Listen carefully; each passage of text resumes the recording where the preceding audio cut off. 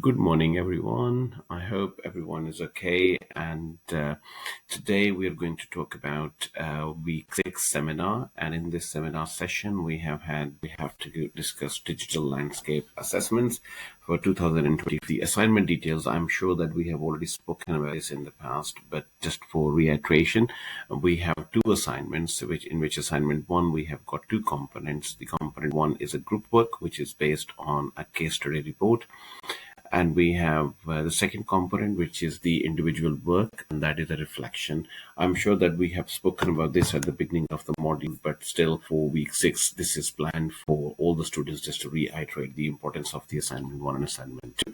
So moving on to the next one, as you're all aware that the assignment one is the report, which is the group work, and the weightage of that is 50%. The word count is 2,500 words plus minus 10%.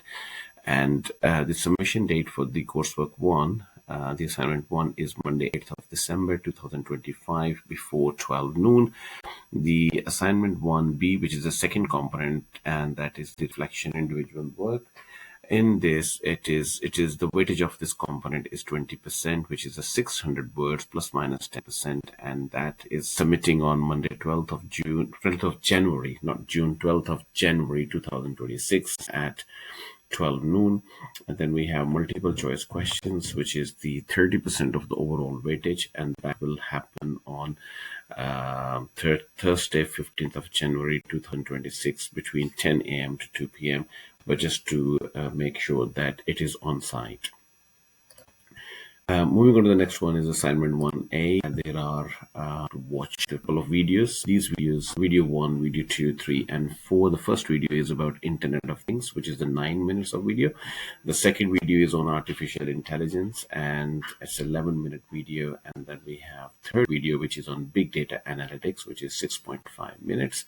And then the final video is edge computing, which is the 3 minutes of videos. So, and the links are provided as well. Okay, moving on to the next one, we have, so just remember that based on the suggested videos, you need to answer the 4 questions. And what are those questions? I'm confident that we have spoken about this in the past, but just to reiterate, this is the question 1, question 2, and question 3, and question 4. In question 1, you have to talk about how can we balance the potential benefits of the Internet of Things, such as increased efficiency and convenience, with the growing concerns about privacy, security, and potential for mass surveillance. And second question is about how can AI be leveraged to address pressing global challenges such as climate change, healthcare disparities, and economic inequality. In the third video, you are required to answer how can organizations harness the power of big data analytics to drive innovation, improve decision making, and create sustainable competitive advantages in today's rapidly evolving business landscape. And in the final question for the final video is you're required to answer how can the convergence of edge computing, IoT, big data, and AI create new opportunities and challenges for businesses, and what strategies can organizations adopt to maximize the benefits of this synergy. So once you have answered these questions, then we have got this the requirements, I mean how you will be marked. So there are going to be 5 different sections. First of all, the content, and then interpretation, and then sources, language, and presentation. So all these requirements for each category is detailed. For instance, in terms of the content, you're required to have the case study report goes into sufficient depth, not superficial. So you need to have good references, citation, and critical analysis. And then you have to demonstrate a sound knowledge of the topic area. In terms of the interpretation, you are required to discuss and provide evidence that you have read the material, good understanding, shown material is original, and you have covered all the key issues. In sources, you are required to make sure that any sources that are used are properly cited. Howard referencing system is used. You have identified and use at least 5 relevant resources, but I would suggest that you need to have more than 5, and the recent from the last 10 years, not later than that. Then we have language, which is you need to be aware that the narrative is clear and easy to follow. Then spelling has been checked, grammar has been checked. So you are asked someone to actually proofread your work. And then you have a presentation, which is good, clear presentation style at all times. The material is well structured and meets the word limit criteria, which is 2,500 word maximum. And then overall marks are 100. Right. Report format. So you have to add a cover page. A template is provided on the Blackboard. Add a table of content. Answer each question. No need to write an overall introduction or conclusion. I know that a lot of students ask this question, that do we need to have an executive summary or introduction, or we need to have a conclusion. So for these questions, you're not required to add any of these things. You have to use 4 questions to structure your report. You can use subheadings, but not too many. So you have to use the citations as well. So you provide reference list in Harvard style of referencing.